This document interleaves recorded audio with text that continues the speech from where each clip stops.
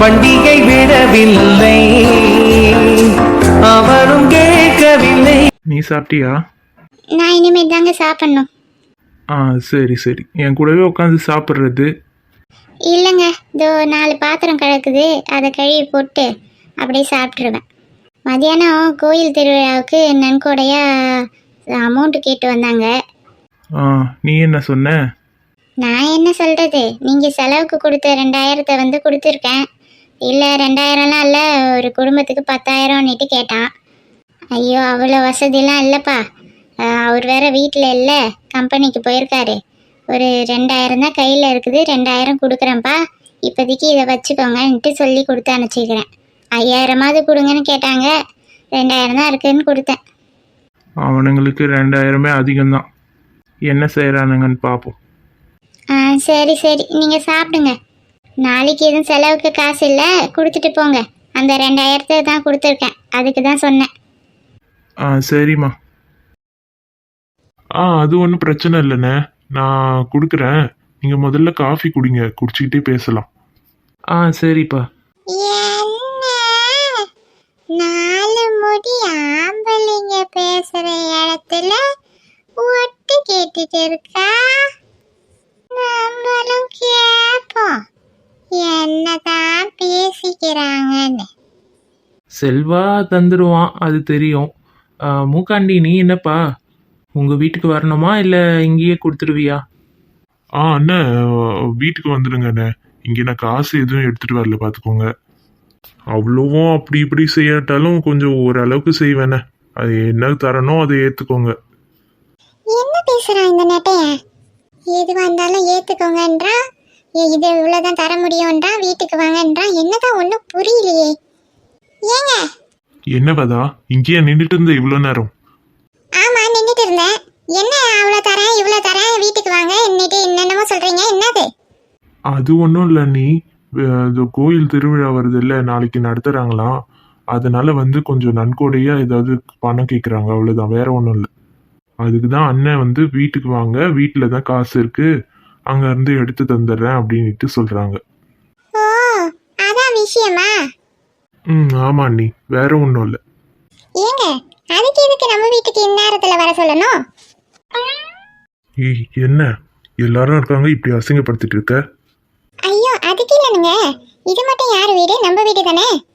இதோ உங்க தம்பி இருக்காரு, நீங்க வேற உங்க தம்பி வேறயா? கொடுங்கங்க வாங்கி. 4 முடி எவ்வளோ டெக்னிக்கா என் புருஷனை பணம் கொடுக்க சொல்றா பாரு. வதா, வாயை வச்சுட்டு சும்மா இரு சொல்லிட்டேன். நான் கொடுத்துப்பேன், எனக்கு தெரியும். மாங்கா மடைய குறைக்க தெரியாதவனா இருக்கிறான் பாரு, மங்குனி மடைய மாதிரி. என்ன சொன்னாலும் விளங்காது இந்த அண்டங்கா காமுக்கனுக்கு. அண்ணே. தம்பி. சுத்தம். இவன் இப்ப என்ன சொல்ல போறான்னு தெரியலையே.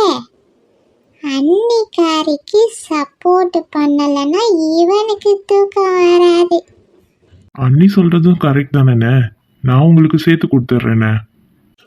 அப்படி சொல்லி செல்வானல்லா.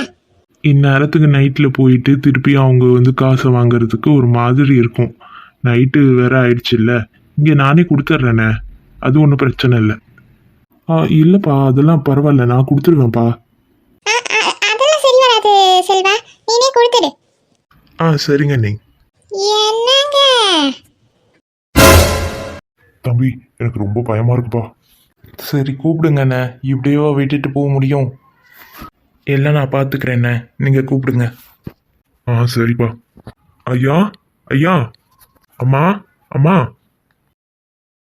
டிரைவர் வந்துட்டியா? என் பேத்தி எங்க? ஆமா இவ்வளோ நேரம் கழிச்சா வராது. உன்கிட்ட என்ன சொன்னேன் நான்? என் பேத்தியை போயிட்டு சீக்கிரமா வந்துருப்பா, அவ்வளோ நேரம்லாம் பார்ட்டியில் இருக்க வேணாம்னு சொன்னா இல்லையா? ஃபோன் அடிச்சாலும் எடுக்கல. உனக்கு இருக்கு நாளைக்கு. இங்க என் பேத்தி இங்க. பாட்டி. ஐயோ ஐயோ, என்னாச்சு என் பேத்திக்கு? என்னப்பா ஆச்சு? வசந்தா, பேத்தி வந்தாச்சா? என்னங்க நம்ம பேத்தியை பார்த்தீங்களாங்க? மூச்சு பேச்சு இல்லாதையே கிடைக்கிறா. இருமா இருமா, என்னன்னு கேட்குறேன். வீரா, நீ எங்கப்பா இங்க? எப்படி என் பேத்தி இப்படி ஆனா? என்னாச்சு? தாத்தா இப்படி நின்றுட்டு பேச முடியாது. நானும் ஒரு ரூமு காட்டினீங்கன்னா அங்கே போய் படுக்க வச்சுட்டு நான் வரேன் தாத்தா. என்ன நடந்ததுன்னு நான் சொல்கிறேன். சரிப்பா.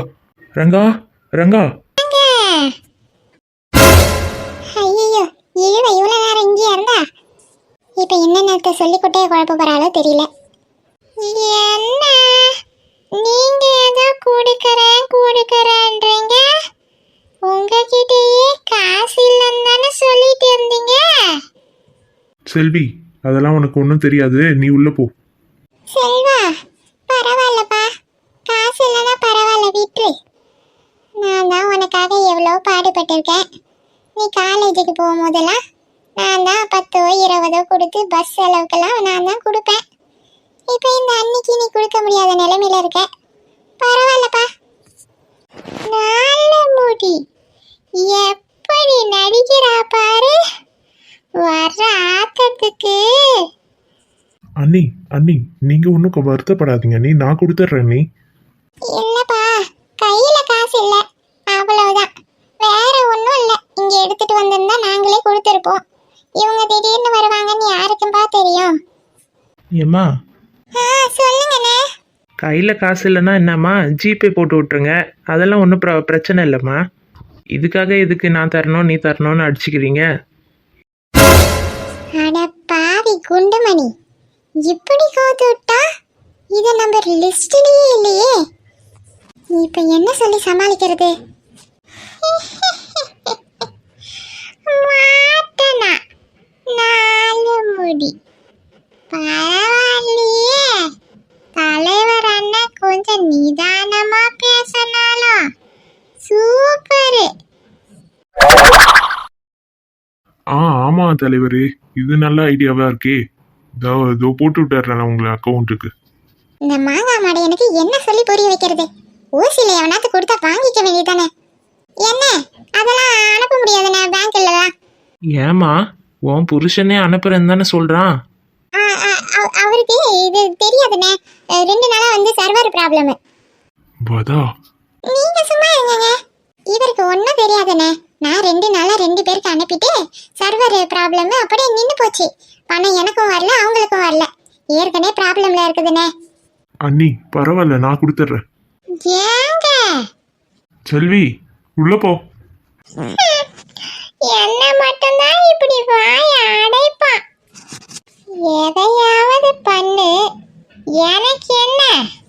செல்வா, சொல்றேன்னு தப்பா நினைக்காத. பொண்டாட்டின்றவ புருஷனுக்கு அடக்கமா இருக்கணும். நான் இல்ல என் புருஷனுக்கு